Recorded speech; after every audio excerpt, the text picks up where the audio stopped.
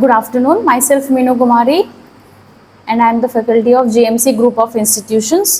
So हमने last class में पढ़ा था non experimental research design.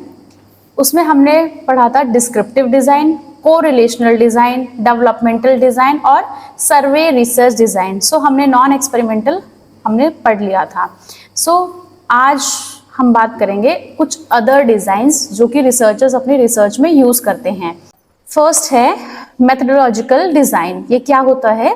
This approach involves choosing a specific method or technique to investigate a research question. It is about how to plan together and analyze the data. मतलब कि इसमें क्या होता है कि इसमें एक जो रिसर्चर होता है वो चूज करता है एक स्पेसिफिक मेथड या कोई एक स्पेसिफिक टेक्निक ताकि जो अपनी रिसर्च का जो क्वेश्चन है उसका आंसर वो पा सके या उसका जो डेटा है वो एक साथ गैदर करे, प्लान करे और उसको डेटा को जो क्या है एनालाइज करे। एग्जाम्पल की बात करते हैं। Suppose a nurse researcher wants to investigate the impact of music therapy on reducing anxiety level in paediatric patient. इसका मतलब क्या है कि एक नर्स रिसर्च कर रही है और वो इन्वेस्टिगेट क्या करना चाहती है, ये वो देखना चाहती है कि म्यूजिक थेरेपी देने से बच्चों का एंजाइटी लेवल कितना रिड्यूस होता है। इसका मतलब क्या है कि उसने एक चूज करा है मेथड या एक टेक्निक चूज करी है ताकि वो जो डाटा है उसको गैदर कर सके और एनालाइज कर सके कि उसने जो म्यूजिक थेरेपी जो यूज करी थी वो कितनी इफेक्टिव रही है।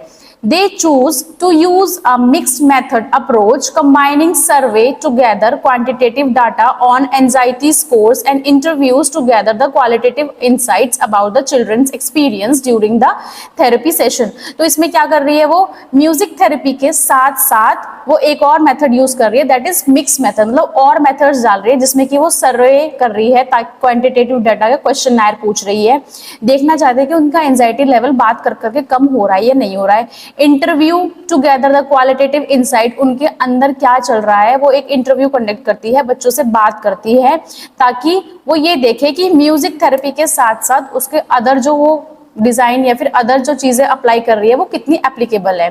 सो मेथोडोलॉजिकल रिसर्च डिजाइन में क्या करते हैं, एक पर्टिकुलर टेक्निक या मेथड यूज करते हैं ताकि वो अपनी स्टडी का इफेक्टिवनेस देख सके कि कितना इफेक्टिव है। तो this is called methodological research design.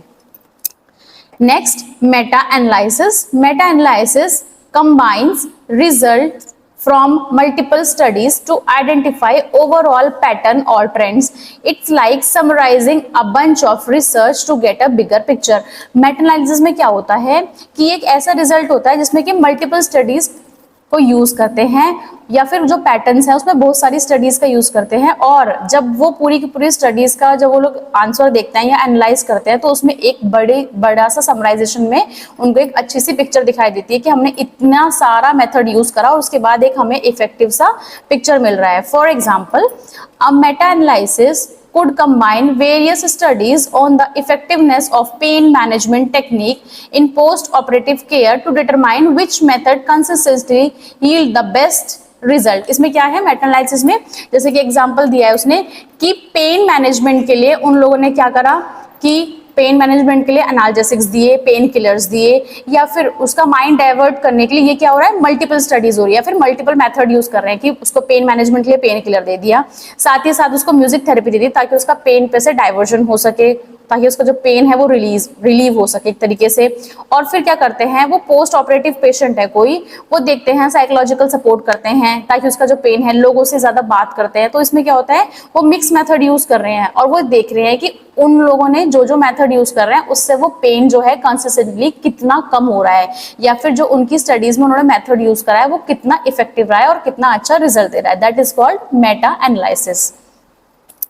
Next है secondary data analysis. This approach involves analyzing existing data that was collected from another purpose. It's like recycling data to answer new research question. इसमें क्या होता है, इसमें जो पहले से data जो कलेक्टेड है उसको वो लोग दूसरे पर्पस के लिए यूज करते हैं। मतलब for example, a nurse researcher could analyze hospital record to investigate the relationship between the nurse-patient ratio and patient outcomes using the data that was initially collected for administrative purpose। इसका मतलब क्या है कि एक nursing researcher है, वो क्या कर रही है, हॉस्पिटल में गई, उसने इन्वेस्टिगेट करा कि इस नर्स का उस पेशेंट के साथ कैसा जो है रिलेशनशिप कैसा है। तो वो क्या करेगी, जो डेटा फर्स्ट जब पेशेंट आया था उसने एडमिन पर्पस के लिए डाटा कलेक्ट किया था पेशेंट से, तो उस टाइम पे क्या करेगी, नर्स उस वाले डेटा को यूज करेगी अपने रिसर्चर में या अपनी फर्दर स्टडीज में। मतलब कि जो डाटा पहले से ही कलेक्टेड है उसको हम अनदर पर्पस के लिए यूज कर सकते हैं। मतलब कि वो एक तरीके से रिसाइकलिंग डाटा है हमारे कोई भी क्वेश्चन के आंसर्स के लिए। मतलब अगर हमें कोई भी क्वेरी आ रही है ड्यूरिंग आवर स्टडी, तो जो पहले से डाटा कलेक्टेड है उस नर्स का, तो हम उसको अपनी आगे फर्दर स्टडीज में यूज कर सकते हैं। That is called secondary data analysis. Next, outcome research design.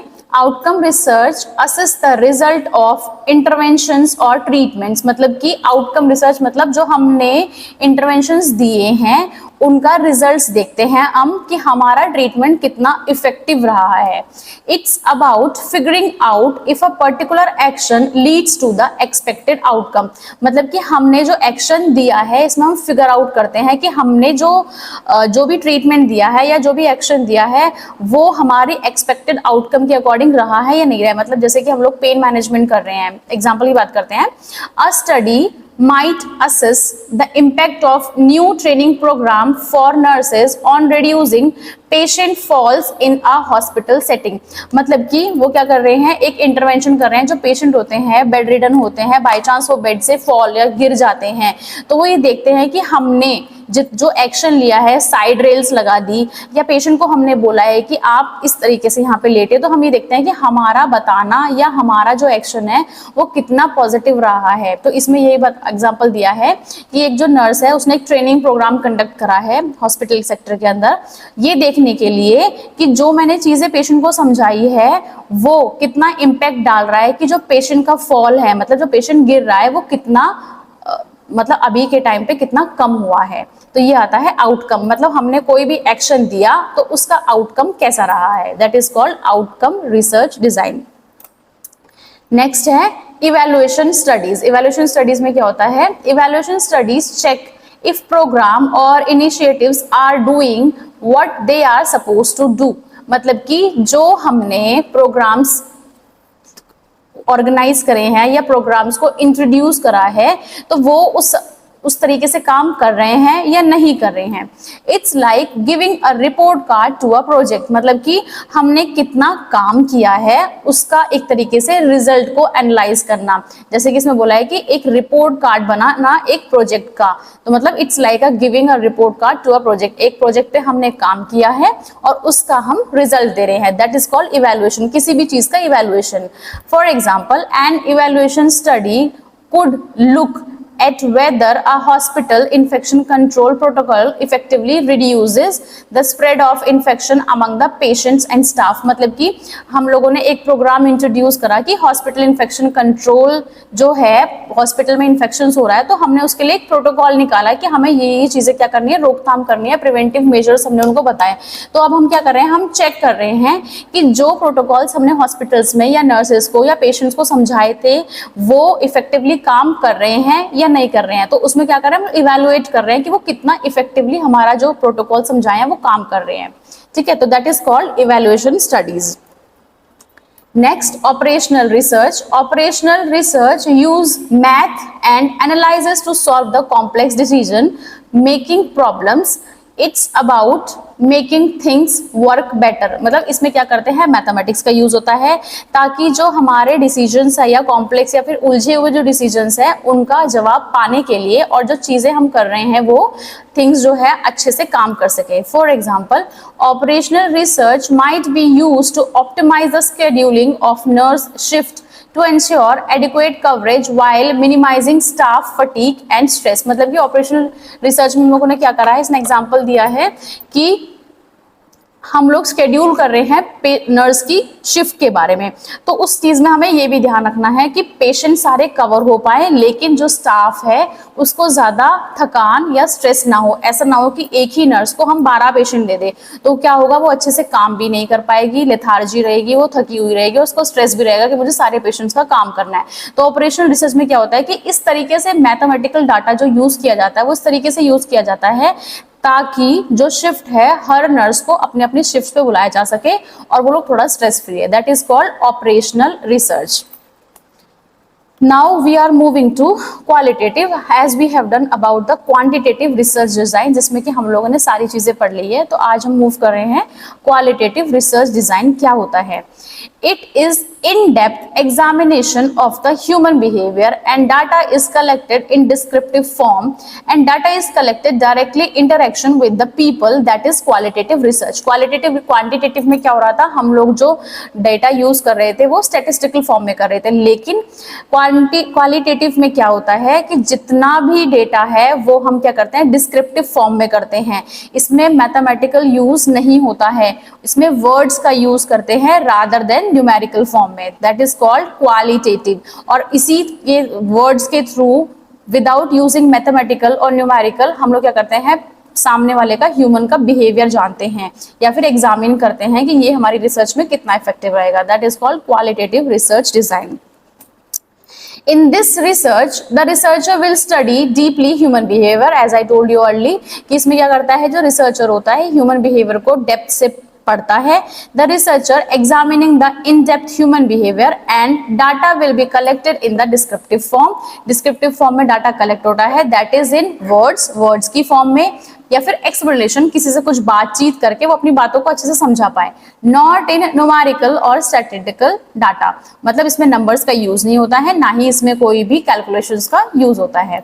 Data is collected in descriptive form, descriptive form में होगा, as well as with direct interaction with the people, और आमने सामने बातचीत करके हम लोग डेटा क्या करते हैं, कलेक्ट करते हैं। वर्ड्स का यूज करते हैं, नंबर्स का यूज इसमें नहीं होता है। किसमें नहीं होता है, क्वालिटेटिव रिसर्च डिजाइन में। It is further divided into 6 सब टाइप्स, इसके और 6 सब टाइप्स हैं। क्वालिटेटिव रिसर्च डिजाइन के 6 है। पहला है फिनोलॉजिकल, दूसरा है एथनोग्राफिक, तीसरा है ग्राउंडेड, फोर्थ है case studies, historical research and action research. हम सारे के सारे क्या करेंगे, डिजाइन्स को 1 बाय 1 पढ़ेंगे। पहला हम पढ़ते हैं फिनोमिनोलॉजिकल रिसर्च डिजाइन। इसमें क्या होता है कि firstly we will discuss one example. पहले हम एक एग्जांपल की बात करते हैं। सपोज करो कि कहीं पर अर्थक्वेक आ गया है, सपोज एन अर्थक्वेक अकर और एन एक्सीडेंट, या फिर कोई एक्सीडेंट हो गया है, आरटीए मान लो, कोई भी एक्सीडेंट हो गया है। सो इसमें क्या करता है, in this the researcher want to examine the experience of a human being with that accident. मतलब कि इसमें जो रिसर्चर है बातचीत, या किसी भी, जैसे कि कोई ट्रेन ट्रेजेडी हो जाती है या अर्थक्वेक आ गया है, बिल्डिंग गिर गई है, तो क्या करते हैं, कुछ लोग बच जाते हैं, कुछ लोग मर जाते हैं। तो जो बचे हुए लोग होते हैं उसमें क्या करता है, रिसर्चर जाता है, उनसे फेस टू फेस बात करता है और वो कोशिश करता है कि मैं ह्यूमन बिहेवियर को जान पाऊं, इन डेप्थ से उसकी जो जितनी भी इंफॉर्मेशन है वो मैं निकाल सकूं। So in this the researcher examine the victim's experience to a particular accident। जो सिचुएशन वहां पर क्रिएट हुई या अर्थक्वेक आया है, तो वहां का कोई भी फैमिली मेंबर बच गया है, तो क्या करेगा, वो विक्टिम के पास, मतलब जो विक्टिम होता है वो होता है जिसके साथ ये दुर्घटना हुई है या एक्सीडेंट हुआ है, तो क्या करेगा, रिसर्चर उसके पास जाएगा, विक्टिम के पास, और उससे क्या करेगा, एग्जामिन करेगा, और जो वो बातचीत करके उससे क्या करेगा, डेटा कलेक्ट करेगा। By collecting the data from a person only who is exposed to that accident, मतलब कि जो उस एक्सीडेंट से एक्सपोज्ड हुआ है, रिसर्चर उसके पास जाएगा और उससे क्या करेगा, डेटा कलेक्ट करेगा, वर्ड्स का यूज करेगा, बातचीत करेगा, फेस टू फेस इंटरेक्शन रहेगी। इसमें कोई भी न्यूमेरिकल डाटा नहीं होगा, ना तो वो डेट पूछेगा, ना ये पूछेगा टाइम पूछेगा, वो सीधा ये पूछेगा कि किस तरीके से आया था अर्थक्वेक, कब आया था, ये इसके क्या रहेंगे, नॉर्मल क्वेश्चन आ रहेंगे। अब बात करते हैं एग्जाम्पल की। For example of this research on the experience of flood in Kerala in selected villages of Kerala, मतलब कि कोई इसमें क्या करता है रिसर्चर, जैसे कि इसमें एग्जांपल दिया है कि जब केरला में फ्लड आया था तो वहां क्या करेगा रिसर्चर जाएगा, उन लोगों से बातचीत करेगा जिस जिस गांव में फ्लड की वजह से दुर्घटना हो गई थी, तो वहां जाके वो बातचीत करके अपनी केस स्टडी या अपनी रिसर्च को आगे फॉरवर्ड करेगा। ये होता है फिनोमिनोलॉजिकल रिसर्च, जिसमें कि जो रिसर्चर होता है वो डाटा कलेक्ट करता है विद अ पर्टिकुलर विक्टिम जिसके साथ वो दुर्घटना हुई है। Next, ethnography research. It is the study in which the researcher will living with the people to understand their culture and getting the views about the people, about what the people will think towards a particular situation. इसमें क्या होता है ethnography में क्या होता है, जो researcher होता है उनके कल्चर उनके बिलीव्स को जानने के लिए उनके साथ रहता है ताकि वो लोगों के बारे में जान सके, उनसे बातचीत करे कि जिस स्टडी के बारे में वो बात करना चाहता है वो लोग कितना इंटरेक्शन देते हैं, कितने उनके पॉइंट ऑफ व्यूज क्या क्या होते हैं। तो उसमें क्या करेगा जो रिसर्चर होता है अपने आप को उस सिचुएशन में ढालेगा उनके कल्चर और बिलीव्स को जानने के लिए। एग्जाम्पल की बात करते हैं, for example blood donation in some villages of India, still the people is thinking that blood donation is a sin, it is against the wish of God। मतलब कि कुछ लोगों को ऐसा लगता है कि ब्लड डोनेशन करना, मतलब कुछ गांव के एरिया में, इंडिया के गांव के लोग जो होते हैं उसमें कुछ लोग ये सोचते हैं कि ब्लड डोनेट करना एक पाप है। ये क्या है, एक भगवान के प्रति जो भगवान का जो काम, मतलब जो भगवान है उसके अगेंस्ट में हम काम कर रहे हैं। तो ये उनकी एक मानसिकता है। तो उसमें क्या करता है एथनोग्राफी रिसर्च में, वो उन लोगों के साथ रहता है, उनकी मानसिकता को जानता है, एज वेल एज ब्लड भी डोनेट करता है। वो ये देखना चाहता है कि मेरे काम करने से ये लोग काम करते हैं या डोनेट करते हैं या नहीं करते। तो इसमें क्या आता है, वो लोगों की मानसिकता को जानता है। किसमें, एथनोग्राफी रिसर्च में। वो लोगों के कल्चर में ढलता है, ढलने के बाद लोगों के पॉइंट ऑफ व्यूज लेता है कि आप लोग क्यों डोनेट नहीं कर रहे हो, क्योंकि उनकी मानसिकता क्या है कि ये एक पाप है और ये भगवान ने जो दिया, ये एक श्राप है, भगवान ने मना किया हुआ है कि किसी को भी ब्लड डोनेट नहीं करना है। तो क्या करता है इसमें, वो रिसर्चर अपने आप को उस कल्चर में डालता है और देखता है कि उनके पॉइंट ऑफ व्यूज क्या क्या है। That is called ethnography research. Grounded theory की बात करते हैं next. As it name giving the idea grounded, it means from the depth, मतलब कि डेप्थ की बात हो रही है इसमें। मतलब जो डेटा है वो इन डेप्थ से कलेक्ट होएगा। Data will be developed and create a new theory. It means the researcher is discovering or developing a new theory after the collecting or examining the data। मतलब कि इसमें क्या कर रहा है रिसर्चर, जो डेटा उसके पास है उसको इतना डेप्थ में रीड कर रहा है ताकि वो एक न्यू थ्योरी को डेवलप कर रहा है। ठीक है, कोई भी स्टडी है उसको इतना डेप्थ में पढ़ रहा है वो कि जिसकी वजह से उसको एक न्यू थ्योरी अच्छी खासी मिल रही है। It is mainly used in social science. सबसे ज्यादा ये कहाँ यूज होती है, सोशल साइंस में यूज होती है grounded theory. It may be due to the previous और past data is not available. क्योंकि ग्राउंडेड थ्योरी मतलब उसकी न्यू थ्योरी इसलिए हो रही है क्योंकि हो सकता है कि पास्ट में उसकी स्टडी से रिलेटेड कोई थ्योरी ना बनी हो, या कोई डेटा ही अवेलेबल ना हो, या उसके टॉपिक से रिलेटेड कोई भी डाटा ना हो, और nobody has previously discovered a research against this topic. और ऐसा भी हो सकता है कि किसी ने जिस स्टडी के बारे में वो बात कर रहा है, हो सकता है कि प्रीवियसली किसी ने वो स्टडी करी ही ना हो। तो ये होता है ग्राउंडेड थ्योरी, जिसमें कि जो डाटा कलेक्ट करके एक न्यू थ्योरी बना रहा है क्योंकि पास्ट में या प्रीवियसली किसी ने वो स्टडी नहीं करी है। That is called grounded theory. Next है केस स्टडी। केस स्टडी क्या है, it is very familiar to us. मतलब हम लोग नर्सिंग डिपार्टमेंट से है तो क्या है, it is familiar to us as we have done many case studies in nursing. हम लोग नर्सिंग में बहुत सारी क्या करते हैं, केस स्टडी करते हैं। Case study means in depth studying a single case. मतलब हम एक सिंगल केस के बारे में क्या करते हैं, स्टडी करते हैं। For example heart attack studying in depth, मतलब हम हार्ट अटैक को इन डेप्थ पढ़ रहे हैं। ठीक है, द केस इज सिंगल।